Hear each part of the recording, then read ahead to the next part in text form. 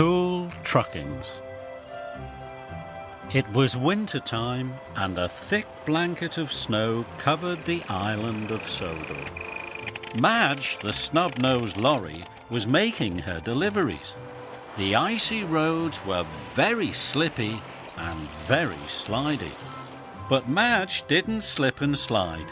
She was safe and sure. One day, Thomas arrived at the transfer yard. He had to collect a large delivery of coal. Madge was there, and so was the thin controller. He was worried. "A snowslide has blocked Duncan's tracks," he said. "I need him to shunt the coal trucks from the other side of the yard." "I'll get him," said Madge happily. Madge liked to be helpful. "Duncan is very heavy," said the thin controller. "Don't worry, sir," said Madge. "I'll bring him here in no time." And she raced away.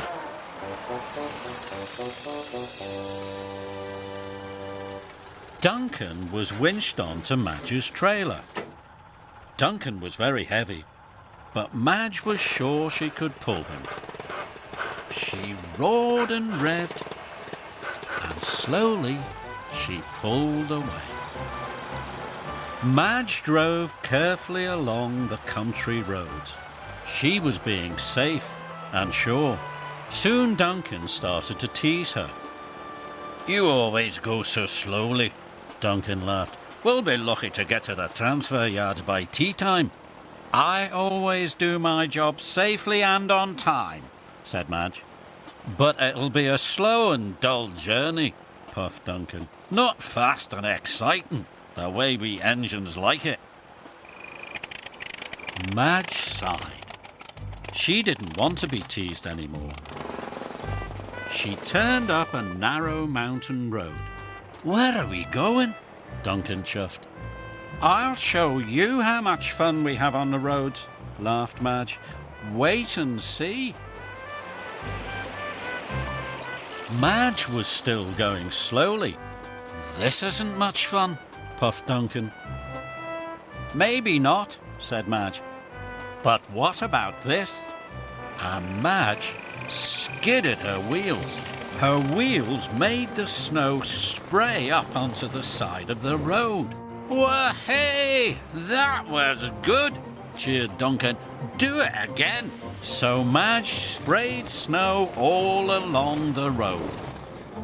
Duncan cheered as Madge sprayed the trees and then the bushes. She even sprayed a policeman. "Sorry," said Madge. They were having so much fun, they had forgotten all about getting to the transfer yards. Thomas and the thin controller were waiting at the transfer yards, and so were the coal trucks. But Duncan wasn't there. The thin controller was worried. Now, Madge took Duncan to the top of a hill. "What are we doing up here?" Duncan puffed. "You'll see," smiled Madge. Then they raced down the hill. Madge slid around corners and skidded over bumps. "Hooray!"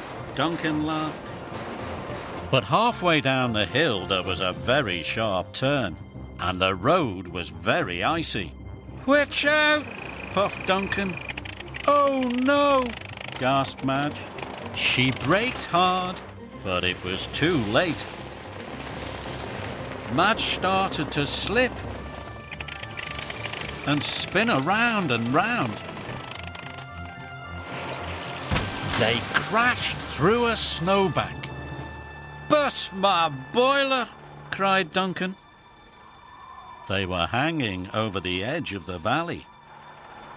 Madge looked down the edge. It was a long way down.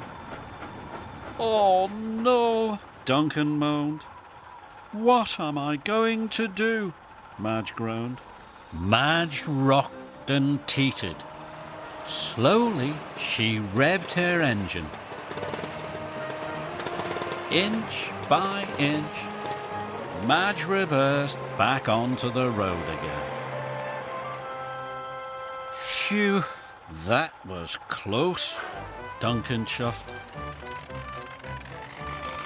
Madge raced to the transfer yards, but on the way she saw another very bumpy and very slippery road. That looks like fun, Duncan puffed excitedly. We're late, called Madge. I have to get you to the transfer yards to help Thomas. So Madge drove on. Madge wanted to be safe and sure. She went all the way without slipping or sliding once. Duncan was disappointed, but he knew Madge was right.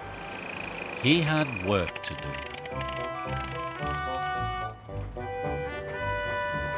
Soon Duncan was back on the rails.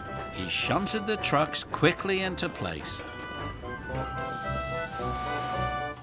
The workmen transferred all the coal into Thomas's trucks. "Thank you, Duncan," tooted Thomas. And he chuffed away. That evening, Madge went to visit Duncan. Madge pulled into the sheds. All the little engines were there.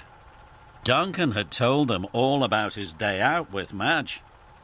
"Thank you for a grand time," puffed Duncan. "The roads really are as much fun as the rails."